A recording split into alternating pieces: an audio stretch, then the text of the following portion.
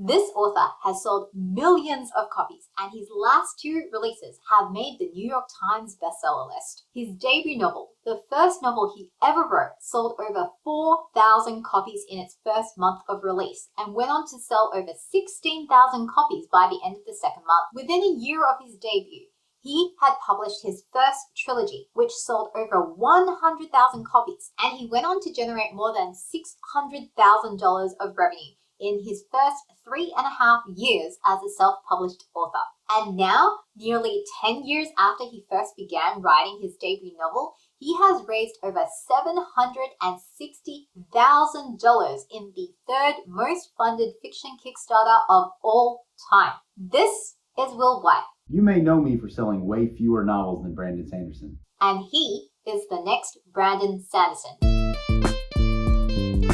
Hey, it's Deborah with another video on the business side of self-publishing. Will Wight is not on Brandon Sanderson's official list of students, but he really should be, even though he never attended BYU. Sanderson's influence on Will Wight is extensive. I could go on and on about all of the similarities. I think Will Wight has been very successful in emulating his role model without coming off as a cheap knockoff. Both Cradle, his flagship series, and Traveler's Gate, his debut trilogy, are considered definitive works of progression fantasy. Will Wight is the biggest name in that particular subgenre. If you go through the official list, the most high-profile success story is probably Brian McClellan, a traditionally published author who writes flintlock fantasy. The thing is, when you put Brian McClellan in a head-to-head against Will Wight wins. He's written more published words, been profitable since year one, has a bigger and more engaged fan base, and has sold more books. Will Wight crossed the 1 million total copies sold milestone in 2019, sold another 1 million copies in 2021 alone, and hit the New York Times bestseller list twice with audiobook sales alone. Now we know that if you want to hit the New York Times bestseller list, you've apparently got to beat about 20,000. McClellan is only ahead in two areas: print distribution by virtue of being traditionally published and having a TV adaptation in the works. With his recent Kickstarter, Will Wight is starting to address his limited print distribution, and his team has already done some preliminary research into anime adaptations. Give Will Wight another decade to build up his readership, and I'm pretty sure we're going to see him moving books on release at close to current Sanderson levels. The most interesting thing about Will Wight is how he's achieved all the success. Will Wight doesn't have a very active mailing list. There's currently no reader magnet, it is not double opt-in, there is no automated onboarding sequence, and he hasn't done a mailing list exclusive in quite a while. He also doesn't run ads anywhere, or use any of these services, or do ARCs. He's only really active on his blog, Facebook, and Reddit, and he's gradually been shifting some of those efforts to somebody else in his team. He isn't wild, though he probably is using KDP's expanded distribution for his paperbacks, since you can get them on non-Amazon sites. He also keeps giving away all of his books for free, and yet he still outsold and out-earned Brian McClellan. I'm just going to let you process that. So what is Will Wight's advice for us self-published authors? Well, it's actually pretty simple. Don't do it alone and write a really good book. Let's break that down, and let's start with the great books part. What does Will Wight mean by a great book? I think he means a competently executed book that offers something original for its readers. And we can take a look at his debut novel for an example. Will Wight didn't know he was about to establish a new niche within the fantasy genre when he set out to write House of Blades in 2012. Progression fantasy wasn't even coined as a term until 2019. He was just sick of reading epic fantasy novels about the chosen one, a good guy who's always blessed with magical powers that he didn't have to work for. So he wrote a book about somebody who wasn't that guy but wanted to do the right thing anyway. Also, in his story, the chosen one turns out to actually be kind of a jerk. Turns out a lot of people wanted to read that story too, me included.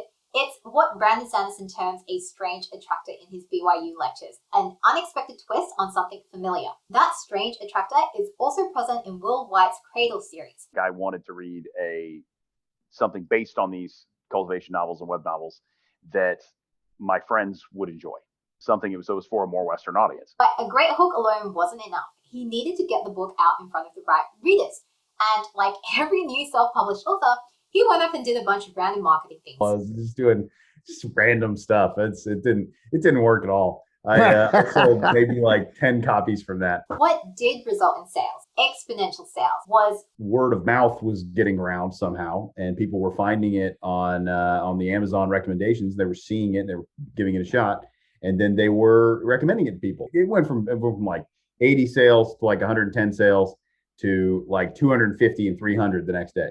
people engaged with his book because he delivered on what he's promised with a competently executed minimum viable product. And when you consider the advice to be first, be the best, or be different, Will Wight basically hit the trifecta. To this day, many authors have tried to replicate his success with Cradle, but none have succeeded. On every level, from the narrative structure and character arcs down to the prose, Cradle just executes better on its core concepts and is a more polished work. That's because Will Wight knows his audience and he cares about the quality of his brand. He's moved a lot of release dates since his debut because the book simply wasn't good enough. He's even done substantial rewrites for 5 of his books post-publication. That's dedication to craft. Now, onto his other bit of advice. Don't do it alone. The fascinating thing about Will Wight is how firmly he sticks to his philosophy that the best ROI on his time as an author is to write the next book. This is the main criterion he uses whenever he faces a business decision. If it takes away from his ability to publish the next book in a reasonable time frame, he doesn't do it. That's why, even after so many years of success, his business model is still as simple as this. It's a deliberate decision to apply the Pareto principle at multiple levels. I would guess if we had reliable and complete industry-wide data that 80% of book sales are due to new releases. And of those sales, I would guess 80% or close to it go through Amazon. And of those sales, I would guess probably 80% of those, at least insofar as self-published books goes, are ebooks or reads on Kindle Unlimited. I've advocated against being exclusive to Amazon in the past because it is very, very risky to let one party control so much of your income and access to customers. But Will Wight is making me rethink that position as somebody who plans to debut next month. Because when you're starting out and you have no income, no team, and no platform, the actual risk of you being exclusive is 0. If you plan to rely on profits from self-publishing to live, then you actually need to focus on the payback period because the bigger risk here is you're going to run out of money. The easiest way to shorten that payback period is to spend your time on the activities that matter the most. The less time you spend on managing different platforms and systems, the more time you have to work on your next book and to work on developing your craft as a writer. Despite this, Will Wight's path has not been a smooth upward trajectory. The biggest learning experience of his career, the one that almost made him quit self-publishing, is his second series, the parallel trilogy known as Elder Empire. Personally, I think those books are fantastic. They are the most complex novels that he's written and well executed, and they too had a strange attractor. Reading Elder Empire is like reading 2 different accounts of the same historical events. Each of those accounts stands alone, but when you read both of them, you get a more complete understanding. But those books were the most difficult to write and the least commercially successful. Publishing Unsold was a last-ditch effort to get some sales going and money in the door, and when it took off unexpectedly, he doubled down on Cradle's success until he had built up enough of a financial cushion in order to finish off the Elder Empire series. Since then, Cradle has become his best-known work, and it is the series that has propelled him to the success that he has today, as probably the most successful self-published fantasy author. It is illuminating that it took Will Wight, a single guy with no kids, living in a city that has a relatively low cost of living compared to other US cities, 8 years full-time publishing 19 novels to get to the point where he had all the systems, all the processes, and enough of a team that he could take a break for 3 months. These last few books have been harder and harder to write because of burnout and just I never took any time to slow down. You just don't get a whole lot done by yourself. My friends and family were part of this from the beginning. They were just helping me out however they could. Slowly, what happened as the books continued to succeed and is we brought people on in an official capacity. Then we started taking things off of me with the ultimate goal being all I have to deal with is the stuff that only I can do. And we've really only had that set up basically now. Self-publishing is hard. But for me, I look at those results, and even if I never achieved anything more than 1/100th of his success, I think it would be worth it. With all that said, Will Wight is a pretty modest guy.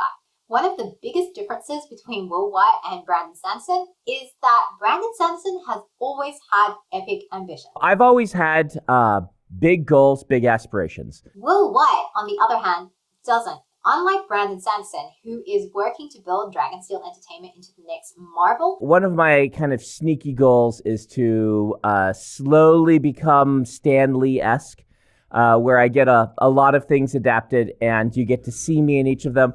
Will Wight's goals with Hidden Gnome Publishing has always been far more modest. My goals for the book were, I hope I can make like $500 on this so that I can break even and make $400 or $500 so that I can live for the next month or two before I see if I have a job. My highest goal was maybe over the course of this whole next 12 months, year, we can make $20,000 so that I can live and write another one. My highest ambitions were not very high, it turns out. That makes Will Wight a more compelling example for the new way of publishing. It is possible to break through as a self-published author with only $200 in the bank. If you've written a great book and put it in the right packaging, you can generate sustainable profits without constantly running ads if you have cultivated a highly engaged fan base. An author can build a significant platform without the marketing and distribution muscle of a traditional publishing house behind them. And it is possible for a wholly self-published author who is largely unknown outside his fan base to move far more copies than a traditionally published author with pretty good name recognition of their own and a towering giant of the genre giving them shoutouts. I think we can safely conclude that Will Wight is no one-hit wonder.